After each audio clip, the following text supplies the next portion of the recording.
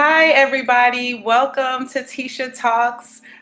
This is a video vlog where we talk about things that are encouraging, inspiring, and empowering women to live their passions, and live a life full of fulfillment and purpose. And so I am super excited about this conversation today. I have a guest on the show. Her name is Rosemica, and she is the owner of HairbyMica Salon in Roselle Park, New Jersey. And so I'm so excited to dive into this conversation with her today because I have tons and tons of questions for her. But before we get started, I do want to share a new program that I'm going to be launching on May the 14th. And this program is called Passion, Progress, and Purpose. Guys, I am so excited about this program because it is going to help women identify their passions, help women identify their gifts, help you begin to start your purpose journey almost immediately. The techniques that will be offered here, you will leave full of confidence. You will leave understanding and knowing your giftings. And you know, sometimes we're curious about what are we passionate about? What is our purpose? Where are we going in life? Sometimes we just know that there's more, but we don't know what that more is or how to get to it. So this is the program for you. It will be 3 weeks. If you're interested in being a part or registering, you can visit my website at www.tishatalks.org. Again, it starts on May 14th, and I'm super excited about it, and I'm excited about the women who are going to be a part of it. It is an online group course, and it's 3 weeks. And but enough about that. I am so excited to talk to Mika. I had the opportunity of meeting her, I would say probably like 1.5 years ago. And my daughter, who is actually a stylist, also works in her salon. And so she is doing some pretty awesome things. But most importantly, she is taking the things that she is passionate about. She's taking the giftings that she has, and she's living a life full of purpose. And so I want to welcome and introduce to you guys Rosemica Calixte. Hello, do you hear me? Yes, I can hear you. Okay, how you doing? Hi, everyone. So Mika, tell us a little bit about yourself. Tell us a little bit about your salon. Tell us a little bit about what you've been doing, what you have going on. Okay, so my full name is Rosemica Calixte, but I'm very known as Mika. Everyone calls me Mika for short. I'm a licensed cosmetologist. I'm the owner and manager at the HairbyMica Salon in Roselle Park. And, you know, I just, doing hair is my passion. And if I wasn't doing hair, then I would feel dead. I would feel like I'm not alive. How did you start out? Like, how did you identify that this was something that you were passionate about? Well, at first it was like it was a backup plan because in my household it's go to college, get a degree, continue school. I went to a vocational high school that had cosmetology in it. And first I started at Ally Health. And then I went into cosmetology because I was like, Ally Health isn't really for me. And I knew how to do like, you know, the basics. So I was like, this should be a walk in the park. But I eventually ended up falling in love with the chemistry that was behind it and just like all the diseases of the scalp, the diseases of the skin, promoting hair growth. And I just was like, you know, this is something that I could do while I'm in college. So I went to Rutgers University and I mastered in criminal justice and psychology. And I did something totally opposite than cosmetology because I was like, I already have cosmetology under my belt. I'll pursue this. And if this doesn't work, then I'll have cosmetology as a backup plan. But it's crazy how the tables turn. I ended up pursuing cosmetology full force. And after I graduated, I opened my salon two weeks later after I graduated. So, yeah. Wow. So let me just say that I am an undercover cosmetologist. Okay. I always wanted to do cosmetology. When I was in high school, I told my mom I'm a cosmetologist, and she was like, "No, baby, you go to school." She was like, "You want to go?" And I went to Rutgers for a stint. She was like, "You want to go to school? Do you really want to stand? And do you really want to cut my hair?" Yeah, I really do. Yeah, I went through that too because my parents they come from Haiti. I'm Haitian, and when I first told them like I'm gonna do hair, they was like, "Do hair? Like I came to America for you to do hair?" But like as they saw that it became something that I could actually live off of and can support me, like they was like, "Okay, she's really serious about that." And when I first began, I was like, maybe I'm gonna open a business. So it makes it sound a little bit better. But then, like, once you keep on saying things, you speak it into existence. And before I knew it, like, I was a salon owner and I was able to support myself. So at first, like, I went through that too of like, what, you want to do hair? Like, no, we're going to school. We're going to school. Yeah. So that with you. So how were you able to overcome, I guess, the challenges of other people thinking that you were crazy? Because I think we encounter that a lot when we're pursuing our dreams. People don't understand why we want to do it or why it's like in us. Mm-hmm. And that can sometimes be a stumbling block to people actually going forward. Yeah. I just saw them as crazy. Like, it's not believe, like, why don't you believe in what I'm saying? Like, there's something wrong with you. There's not something wrong with me. And time will speak volumes. Like, you don't have to try to convince them. Eventually, like, the stumbling blocks will be your cornerstones. Like, and it was a full 360. Like, the people that was like, oh no, I'm not gonna let her touch my hair, like they were the same people that couldn't book appointments because I became so booked. So like, it's just that you have to continue despite like the things that are working against the grain, because those things are set in stone for to help mold you too and help build you. So everything works out for the good. Hmm. That is so interesting because I was watching, actually talking to someone about a similar topic. And what we were saying was that so you just have to walk in it. Like people are not always going to identify you as that thing, especially if you're not doing it. So Yeah. sometimes you just need to walk in what you believe for you, even though you don't see it. And Mm-hmm. other people don't see it. Yep. You don't tend to see it, I should say. Mm-hmm. Oh, so that's pretty cool. So let's talk about, I know people are like, all right, Letitia, can we talk about the hair stuff, right? Mm-hmm. Mm-hmm. So I posted a picture. I don't know how many people viewed it. I put in my stories because I didn't want to stand on my timeline, right? Okay. But I posted a picture of my hair in its natural state. And I've had many hairstyles throughout the course of my life.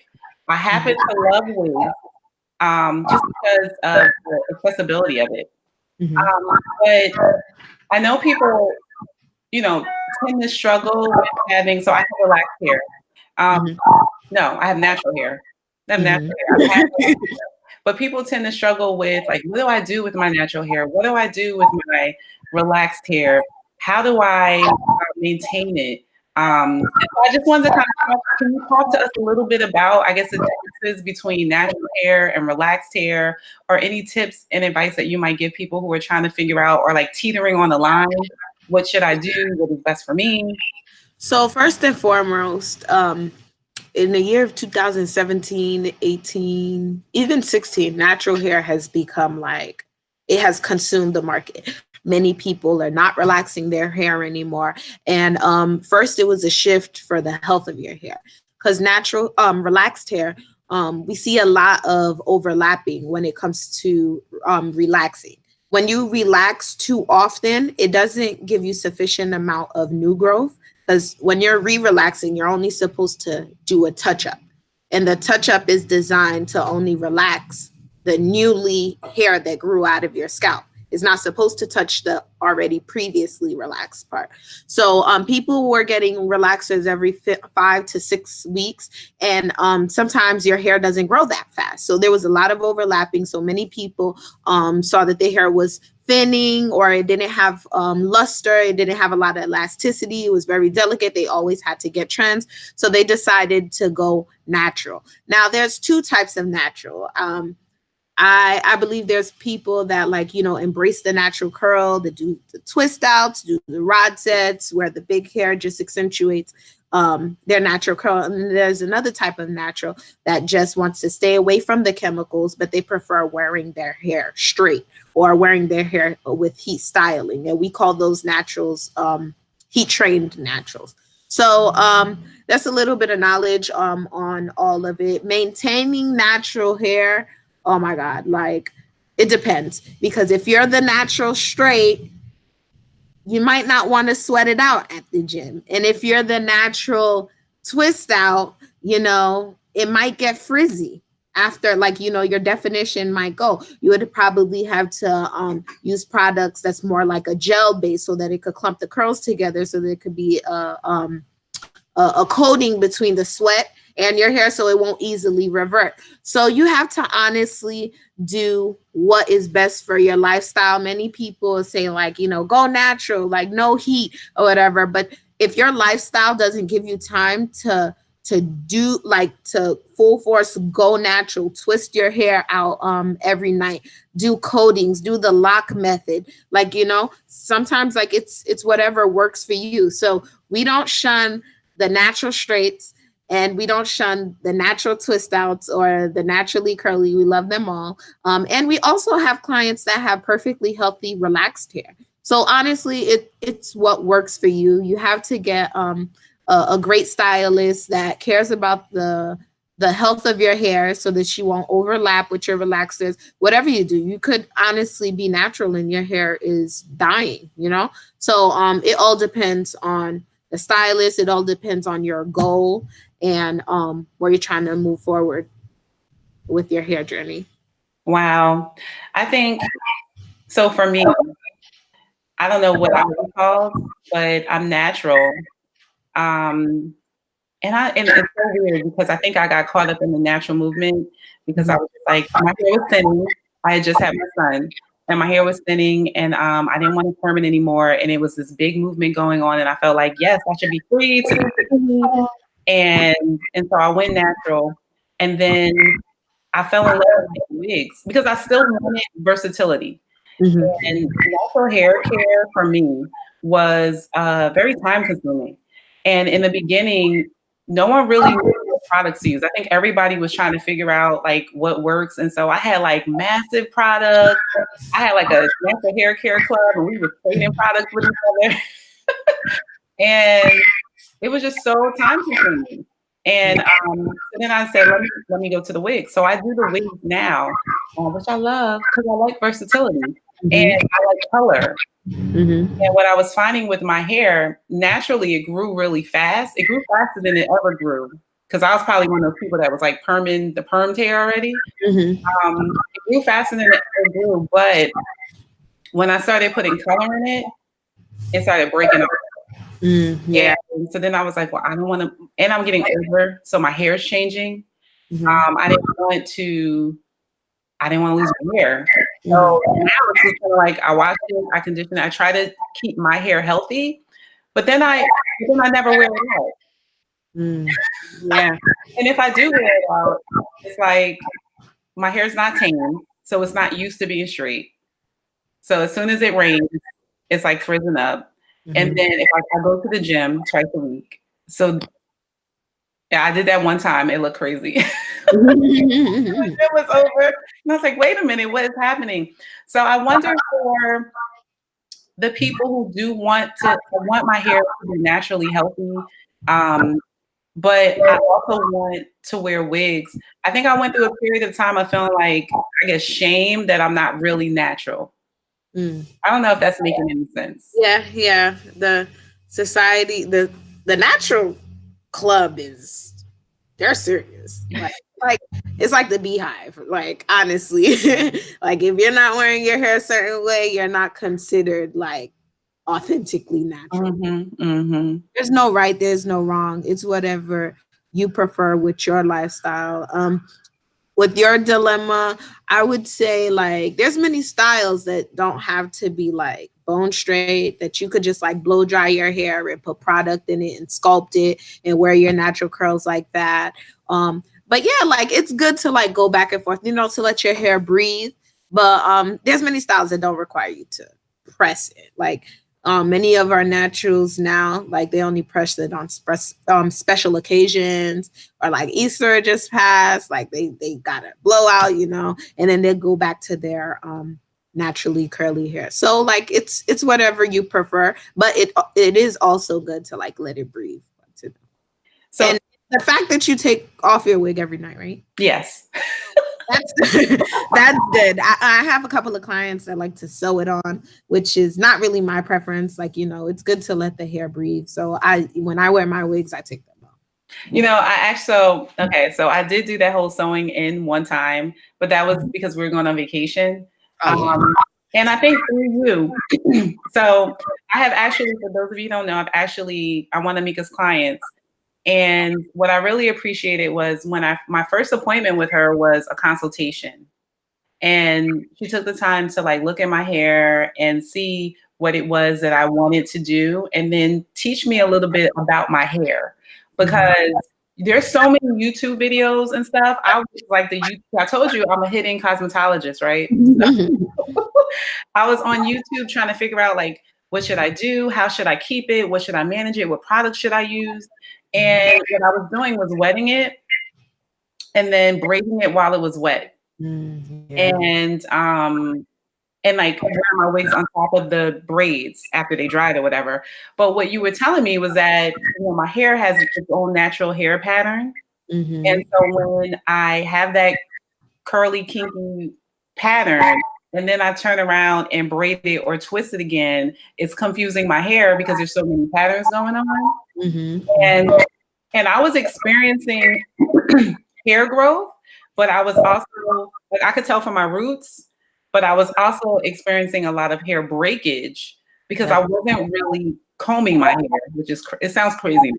I was like doing the finger comb. Yeah, the finger comb, because you see these videos and they're like, you got to be as fragile, as patient as possible, as light, to it, because you don't want to lose any strands, everything important.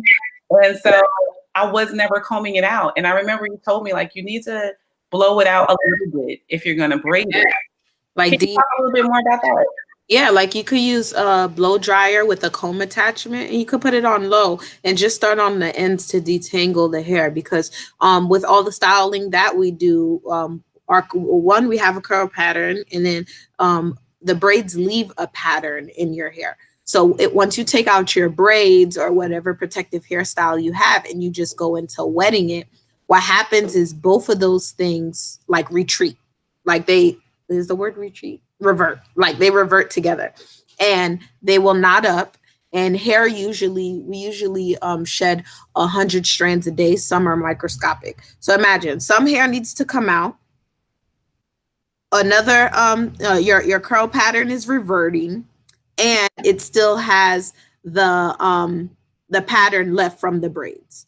At the end of that shampoo, you will get dreadlocks.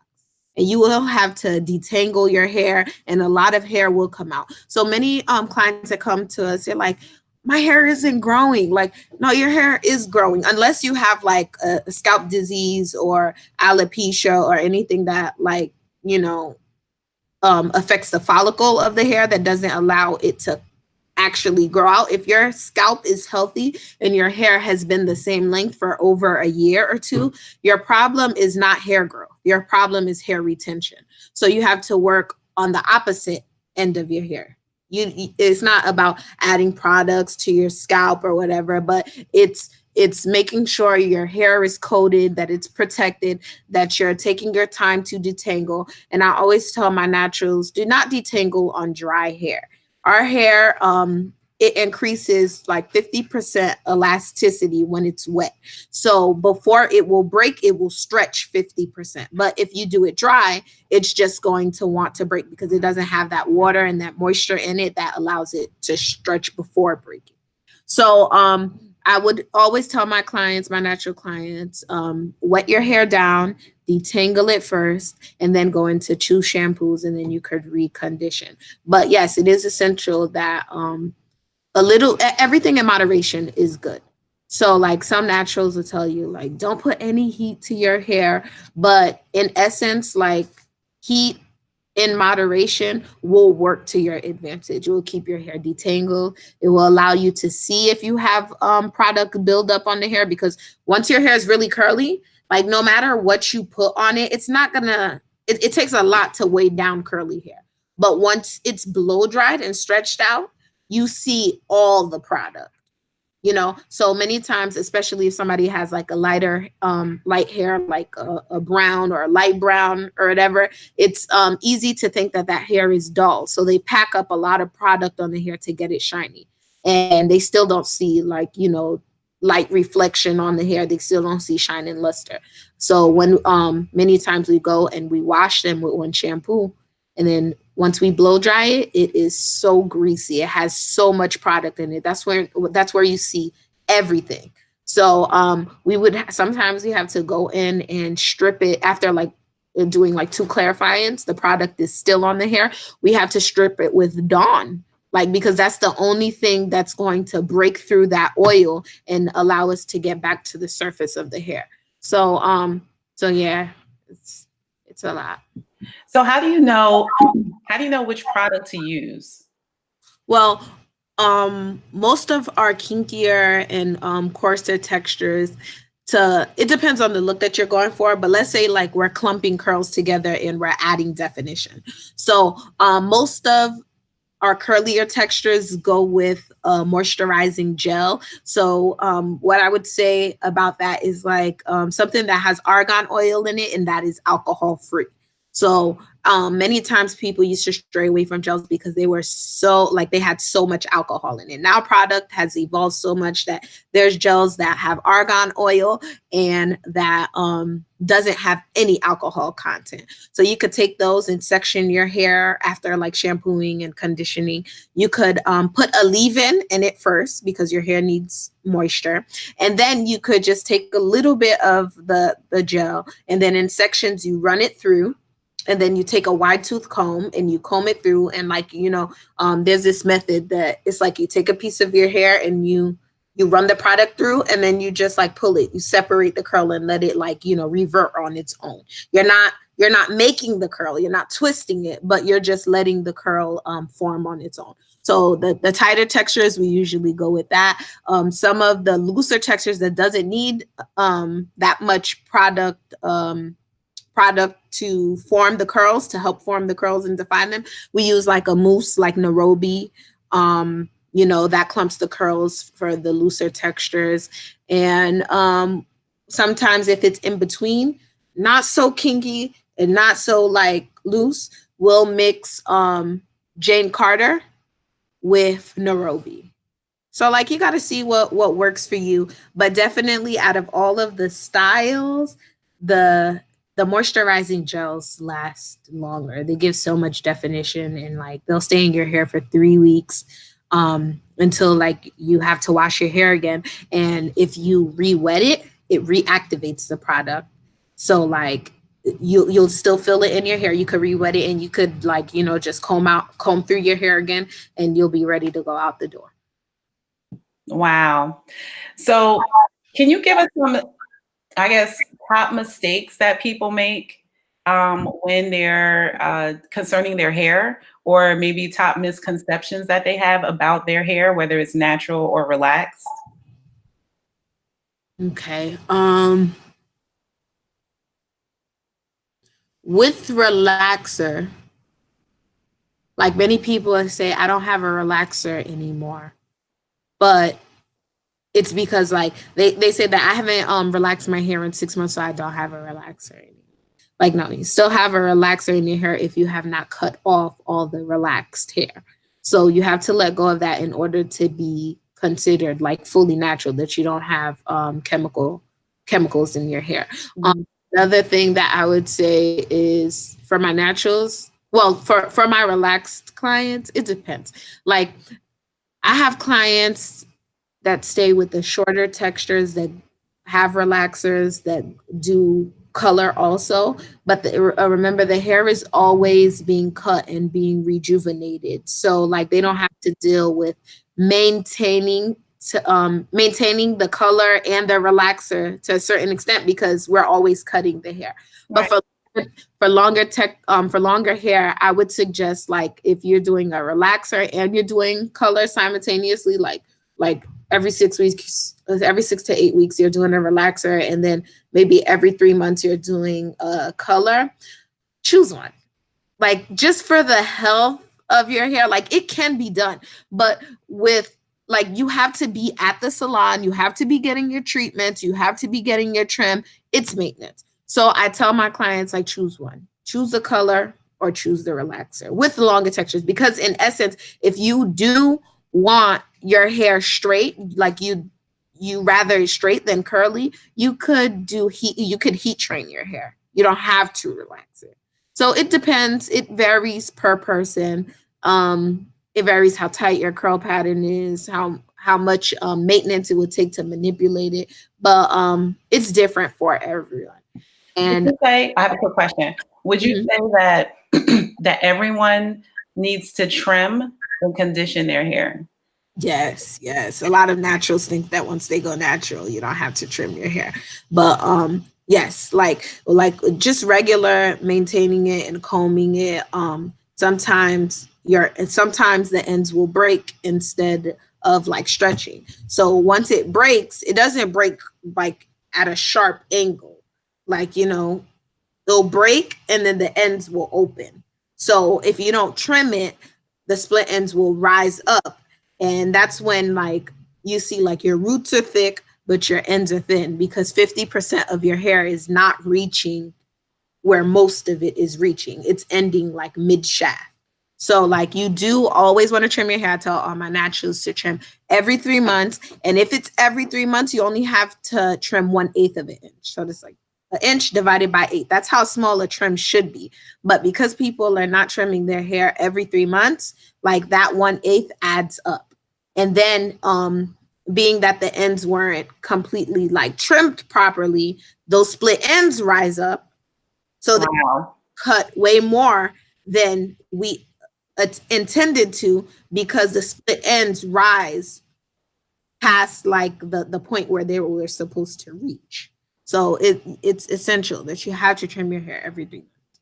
That is so big for me because that was one of the things that you also told me, because I was not trimming my hair because I'm like, I want length, I want growth. And every time I was taking it out or washing it, it was like that growth check. So it's like, I'm not cutting my hair, I'm trying to grow it. But I remember you were telling me that you'll get like these little balls. Like for me, like these Very little balls of nice. hair. And I was like, I'll have little balls everywhere after I was like combing my hair out with the conditioner or whatever. And you were like, if you pull that hairball, Oh it's yeah, like yeah. a full strand of Yeah, hair. yeah, it just curls up, but if you pull it, you'll get like 4 inches out of that Yeah.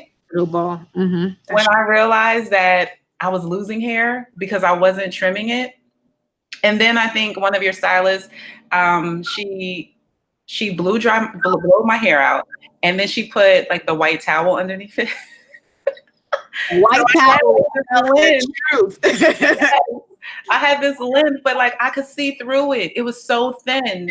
And that's when you guys were explaining to me that it was growing, but it wasn't fully growing. It wasn't reaching its highest potential. And so then she just chopped it off.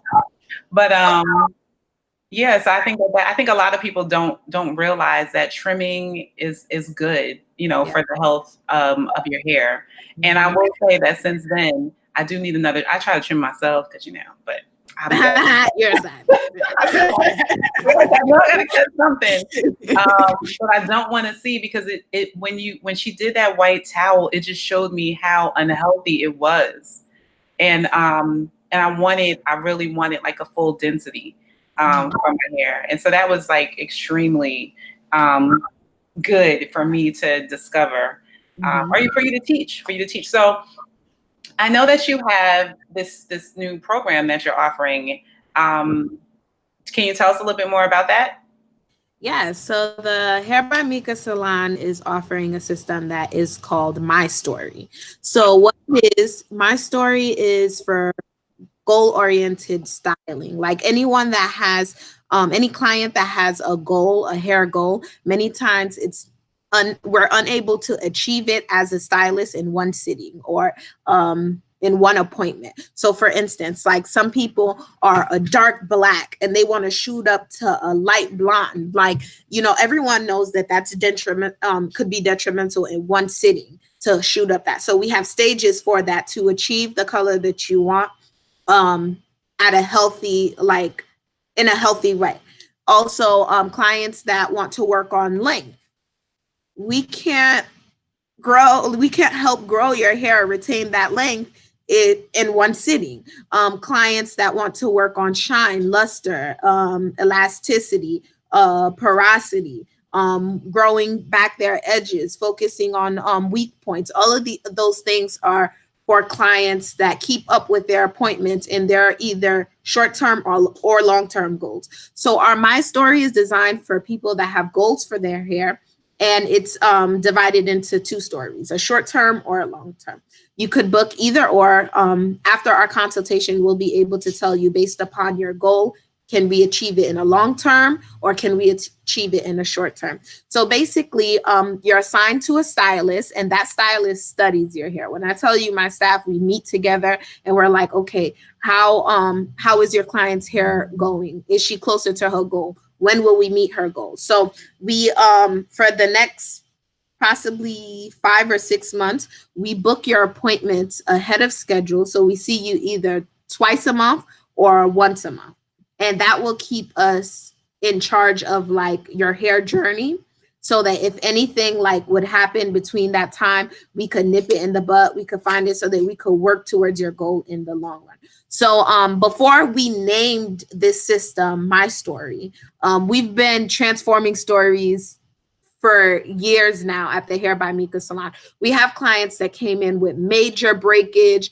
Their porosity was low, it was dry, they had missing pieces in their hair, and now like their hair is flowing, it's healthy. And I'm like, we're not like a typical salon that just gives you the style and say like, okay, go do life. We care about the health of your hair. So we decided to create a system specifically, for these clients. And they're loving it. There's perks with booking the long term, with free treatments and deep conditioners that comes with the package. So mainly, and the subscription, it's not additional to anything. All it is you're setting your deposits in advance. So you're booking. So the whole moral of it, if you don't plan, what's the saying? If you don't plan in advance, you plan to fail. So it's planning in advance for your hair journey so that you can have flourishing hair that is healthy, and that you're that you're being intentional about the time and the investments that you're putting in your hair. One thing that I can definitely say about your salon is the professionalism. Okay, first of all, you're probably one of the first salons that I've been to where you have the online booking, where you can actually see the stylist, you can see there's time slots that are available, you can see how much the services are going to be, you can see the time that you're going to be in the salon. Mhm. And I don't think I've ever been in the salon beyond the time that is allotted there. Mhm. And I've also never really had like in the past when I've been to salons, like I can have my appointment, but your girl might be sitting there for like 40 minutes waiting for the stylist to finish up on somebody else, or you're taking me and then you're just trying to do somebody else in between, and so I'm wet but I'm waiting like 50 minutes for you to finish this braid or whatever's happening. That never happens in your salon. It's like the time that you've allotted for your client is that client's time. Mhm. And at first I was thinking, what's happening? Where are all the people? Where is everyone, right? Where's the crowd?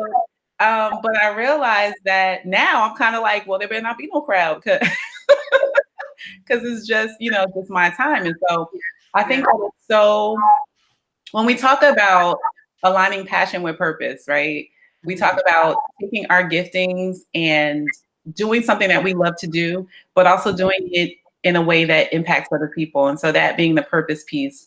And not only do we at your salon get our hair done, but we also get our time valued. We also get that one-on-one consultation. We also we leave understanding more about our individual hair journey. And I think that that is like perfect for the things that I advocate and I talk about. And so can you just tell us a little bit more? Because I know that you do more than just natural hair care and relaxed hair care. I know you guys also do wigs, custom wigs. Can you Yes. tell us a little bit more about some of the other products that you offer? So our wigs come under protective hairstyling. So let's say our client wants this color, and I'm like, you shouldn't do it. Like, we just got your hair to like a healthy state, is flourishing right now. I think that if we add color to it, that would be taking a couple steps back. We would suggest a wig that looks just like her hair, and then we would put color in it, and then she could have best of both worlds. So many of our wigs, aside from colors, we have brides that wear wigs on their wedding days. We have our naturals that have a curly hair that looks just like their natural hair, that they don't have to manipulate as much, and they wear it to the gym. So there's many things like at our salon. If you ever come to the location, you'll see sewing machines in the back, because we take the measurements of the head, and we basically make a wig that's designed for your head and for you. And then once we put it on, we frame it around your face, and we honestly make it yours. So it is a great protective hairstyle that doesn't add much tension to your hair, and it will give your hair time to, like, just do what it wants to do with the least amount of manipulation. So we love our wigs. We love our wigs. We get the colors that we want with our wigs. I think I can't hear you. Yeah, me too. Okay. Yeah. So I love them. I usually, like, this is different because for the past 6 months I've been wearing curly hair. And I've been just putting a little bit of mousse in my hair and doing a braid out so that it can match the rest of the curly hair. But I finally decided to straighten my hair for Easter. And I will be going back to my curly wig. Well, this has been extremely informative for me. I hope that people have learned a little bit more about their personal hair journey and all things hair. Is there anything or any advice I would like for maybe you to share with the person who, is pursuing any dream, but we'll talk about wanting to be a stylist and wanting to be a salon owner. Can you talk a little bit about, I guess, the freedom in that, the freedom in owning your salon, or how this experience has been fulfilling to you? So at first, I would suggest anybody that wants to come into the field of cosmetology with building up clientele, it's important to build up your clientele before you have a location, because many businesses open and they're waiting for clients to come in. But any time that you have before you have a set location, build yourself up, get your name out, start with what you have. You don't need to wait for a location to start up your journey. That's what helped me a lot, because once I opened, I already had my clientele. So that helped. And what I would suggest, what was your other question again? Sorry, I had you muted.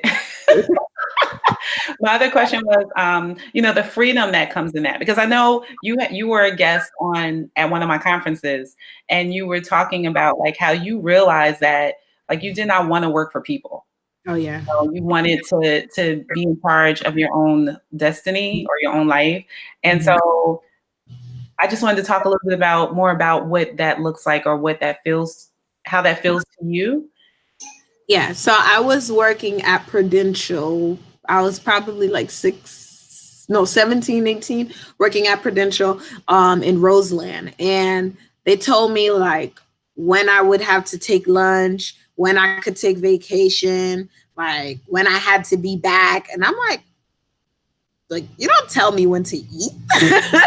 Like I eat when I want to eat. So very early on, that job showed me like, oh no, I cannot. I have to be in charge of my time. I have to be in charge of me, and I'm not a robot. So you can't deal with me as if I was a robot. So I never worked a hourly 9 to 5 job after that. And it was 9 to 5 because it was during the summer.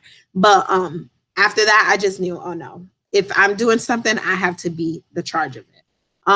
And now, like 4 years into my business, I work. Many people think that from the beginning, you'll have all this freedom. No, from the beginning, you're going to be a slave to your brand. Like there were times that I was working throughout the whole day. I came in at 8:45. I started at 9. I left at 7 o'clock. When I got home, I was doing documents, I was doing papers, I was organizing. I was working 24 hours a day. But because it's your brand and because you're building up you, it feels better. So it doesn't always feel like work. Sometimes it does feel like work, but it doesn't always feel like work. It's not until my 4th year in business this year that I was able to cut down on my hours.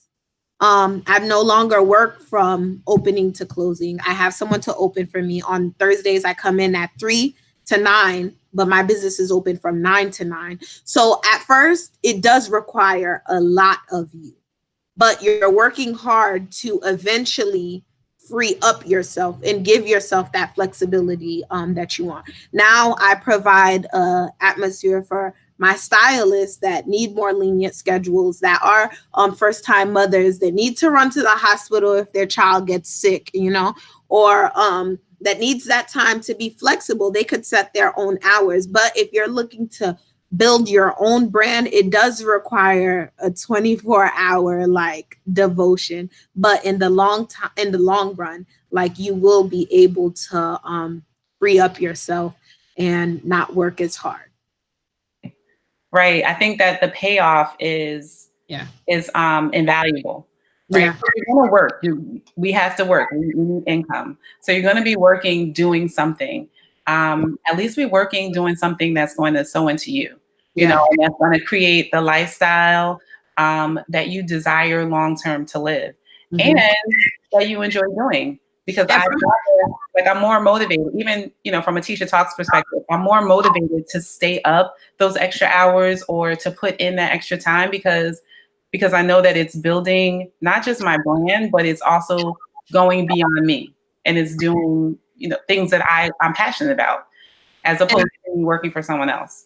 And also for the nurses and the people that have corporate jobs and everything, like we're not telling you just throw away it's important to have something of your own.